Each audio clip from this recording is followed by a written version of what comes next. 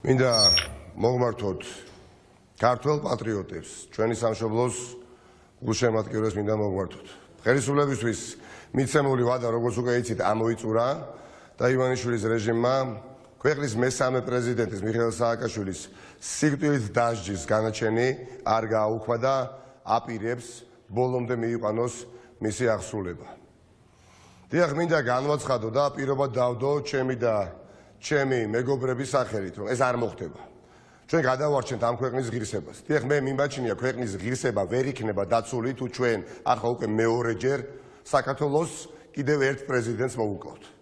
დღეს სწორედ სააკაშვილის ტყვეობა არის ყველაზე უფრო თვალსაჩინო მაგალითი იმისა, რომ საქართველო დგას ისტორიულ გზაჯვარედინზე. დასავლეთი თუ რუსეთი. დასავლური საქართველო ითხოვს სააკაშვილის თავისუფლებას და რუსული საქართველო კი ხედავთ ბედნიერია მისი ტყვეობით და მის სიკვდილს ელოდება. სწორედ ამიტომ ქვეყნის მესამე პრეზიდენტის გადარჩენაზე დღეს გადის ჩვენი ისტორიული არჩევანის ხაზი. ვირჩევთ დასავლეთს თუ ვირჩევთ რუსეთს. გაივლო ისტორიული ხაზი. შევძლებთ თუ არა ჩვენს შთამომავლებს, ჩვენს შვილებს გამართულად და სირცხვილის გარეშე ჩავხედოთ თვალებში. თუ ჩვენი თანამონაწილეობით დაიწერება ჩვენი სამშობლოს ისტორიის ერთ-ერთი ყველაზე შავი ფურცელი, რასაც არ დავუშვებთ. ქვეყნის მესამე პრეზიდენტის გადარჩენა არის სიმბოლო ივანიშვილის სიბნელის დამარცხების და საქართველოს ნათელი მომავლის გამარჯვების. დღეს ეს ყველაფერი გადის სააკაშვილის გადარჩენაზე, მოგწონს ეს თუ არა, მოწონს ეს ვინმეს თუ არა, ვემხრობით მას თუ არა, ემხრობით მას თუ არა, ნებისმიერ ვითარებაში უნდა გავაცნობიეროთ, რომ ასეთია მოცემულობა. ჩვენი ბრძოლა არის საბოლოო და გადამწყვეტი. ჩვენ სხვა უფლება გარდა გამარჯვებისა, ძირითადად მეგობრებო, აღარ გვაქვს.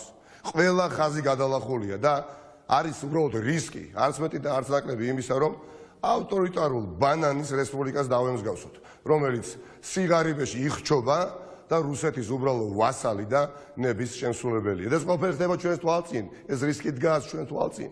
ხელშესახები. ჩვენ ვიბრძვით მოპარული არჩევნების და მიტაცებული სახელმწიფოს დასაბრუნებლად. და ეს ბრძოლაც არის საყოველთაო, არა ერთპარტიული, არავითარ შემთხვევაში ერთპარტიული, არამედ ყველა პატიოსანი, უკრები ყველა პატიოსანი მოქალაქის საქმეა. ჩვენ ვიბრძვით ჩვენი მომავალი თაობების შანსისთვის ბავშვობიდან არ იზრდებოდნენ დაპირისპირების, მტრობის, სიძულვილის გარემოში. არამედ სხვადასხვა შეხედულებების და გემოვნების ადამიანებს ჰქონდეს საშუალება, ჩვენს ბავშვებს ჰქონდეს საშუალება თანამშრომლობის, მეგობრობის, შიშის გარეშე ცხოვრების, ამ უფლების და უფლებების მოპოვებისთვის ვიბრძვით. ჩვენ ვიბრძვით იმისთვის, რომ ბოლო 30 წლის თავზე აღარ გვისმენდნენ, აღარ გვატერორებდნენ, ხმის მიცემას არ გვაიძულებდნენ. ამისთვისაც ვიბრძვით, ხო? გაღარიბებულ ადამიანებს ორ თეთრად, ორ გროშად არ გთამავდნენ ოლიგარქის წარმომადგენლები. ჟურნალისტებს არ კლავდნენ ველურები შუაგულ თბილისში. თავარ მოედანზე. ევროკავშირის დროშას არ წმამდნენ ასევე რუსთაველის გამზირზე.